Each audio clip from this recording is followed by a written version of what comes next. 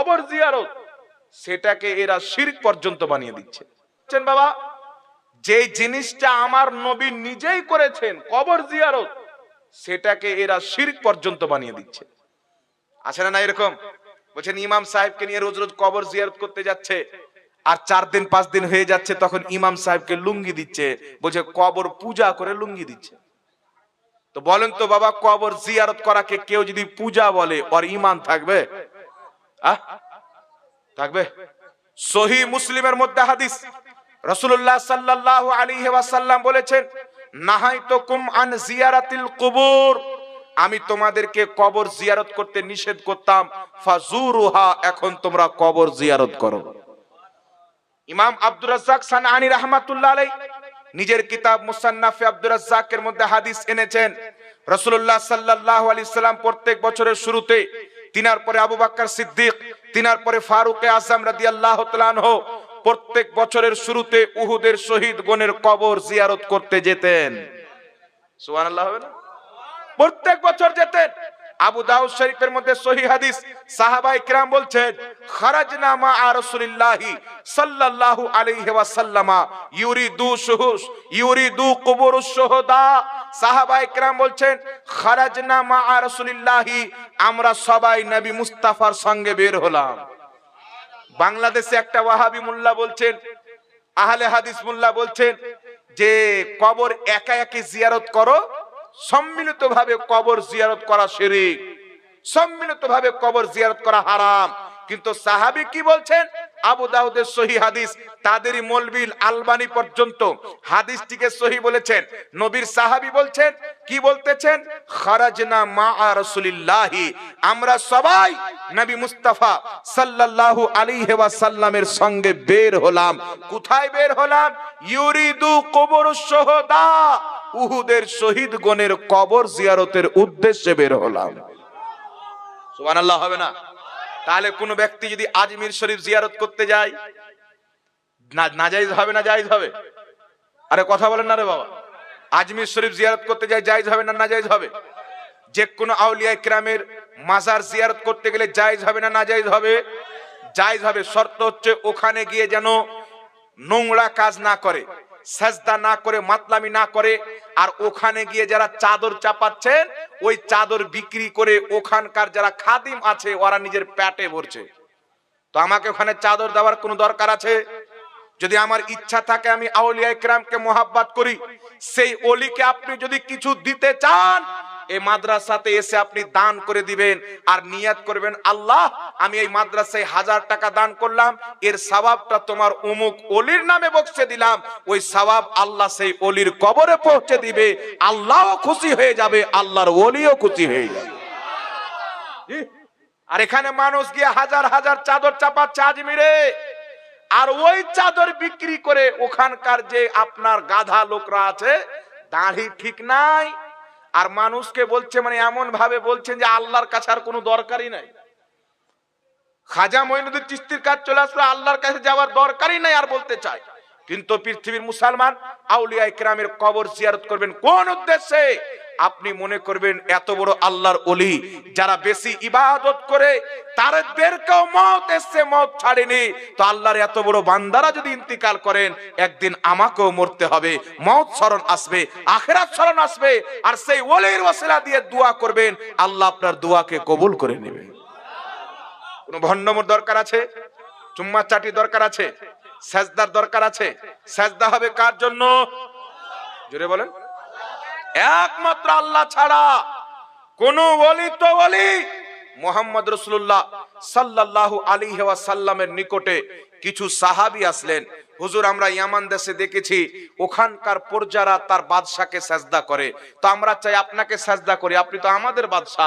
রাসূল পাক সাল্লাল্লাহু আলাইহি ওয়াসাল্লাম বললেন, আল্লাহ ছাড়া যদি কাউকে সাজদা করার অনুমতি থাকতো, তাহলে আল্লাহ মহিলাদেরকে হুকুম করত তারা যেন নিজের স্বামীকে সাজদা করে, কিন্তু আমার শরীয়তে আল্লাহ ছাড়া কাউকে সাজদা করা যাবে না। যদি মুহাম্মদ রাসূলুল্লাহকে সাজদা করা না জায়েজ হয়, তো পৃথিবীর কোন ব্যক্তিকে জায়েজ হবে? তাহলে এই ভণ্ডামো আমরা না করে যদি সিম্পল জিয়ারত করি, জিয়ারত করা হচ্ছে নবী পাকের সুন্নাত, একা একই করেন আর সবাই মিলে বাস ভাড়া করে যান, এতে কোনো সমস্যা নাই। একটা হাদিস পেশ করা হয়, রাসূল পাক সাল্লাল্লাহু আলাইহি ওয়াসাল্লাম বলেছেন তিনটি জায়গা ব্যতীত অন্য কোথাও সফর করা যাবে না। এক নম্বরে আল্লাহর ঘর কাবা শরীফ ছাড়া অন্য কোথাও সফর করে যাওয়া যাবে না। দ্বিতীয় নম্বরে মসজিদে নববী ছাড়া অন্য কোথাও সফর করে যাওয়া যাবে না। তৃতীয় নম্বর মসজিদে আকসা ফিলিস্তিন ছাড়া অন্য কোথাও সফর করে যাওয়া যাবে না।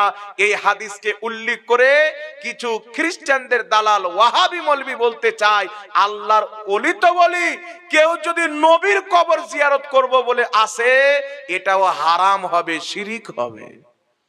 মানে হাদিসে কি আছে আর মোল্লা ফিট করলো কোথায়?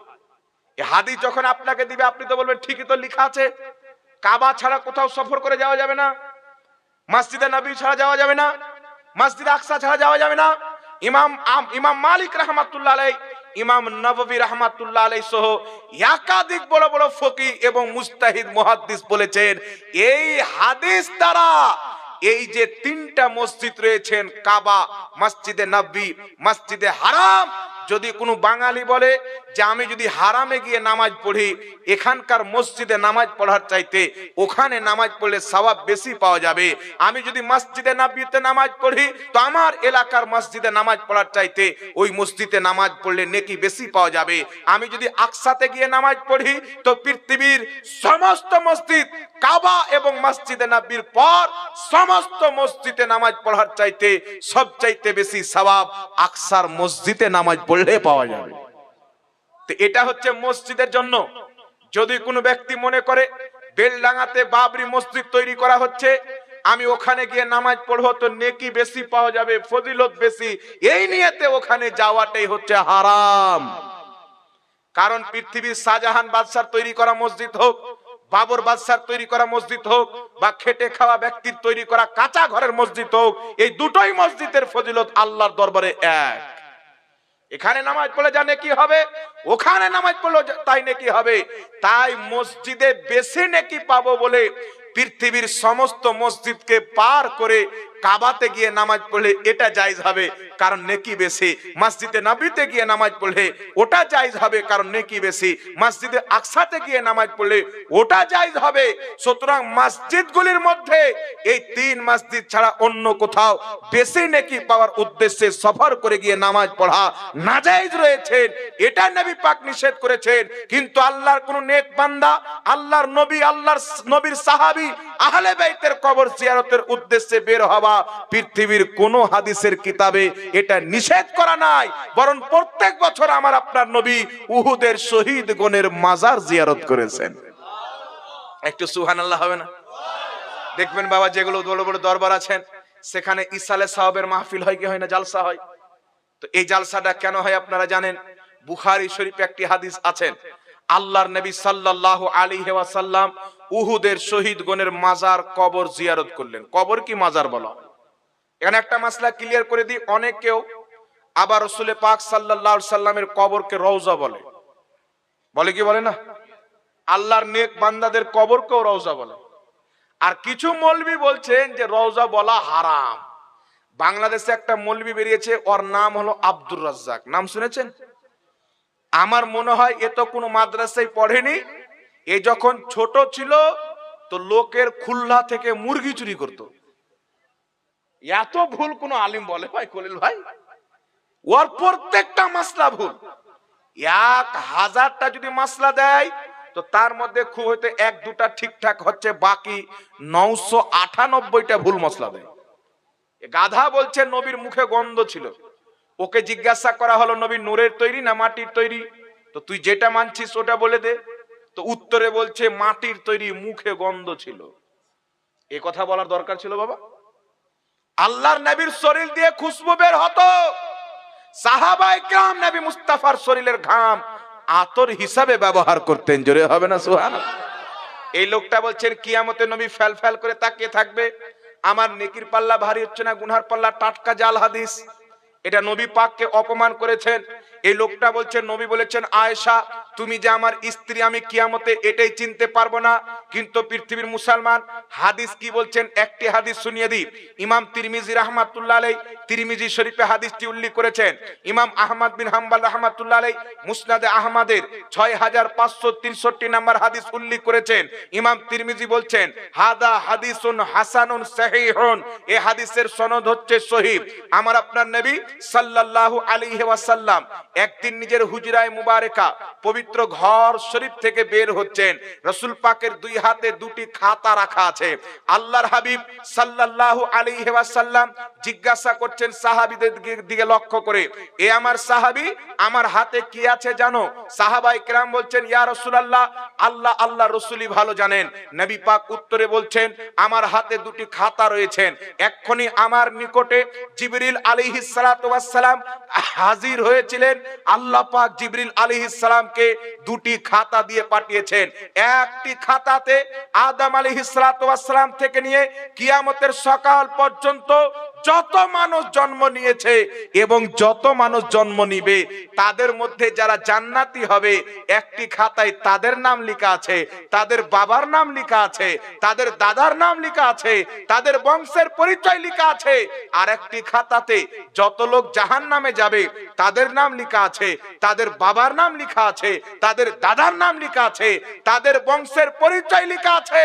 তো এই পৃথিবীর মুসলমান কারা জাহান্নামী কারা জান্নাতি, তাদের বাপ দাদা বংশের নাম সহ আল্লাহ আমার আপনার নবীকে লিস্ট দিয়ে দিয়েছেন।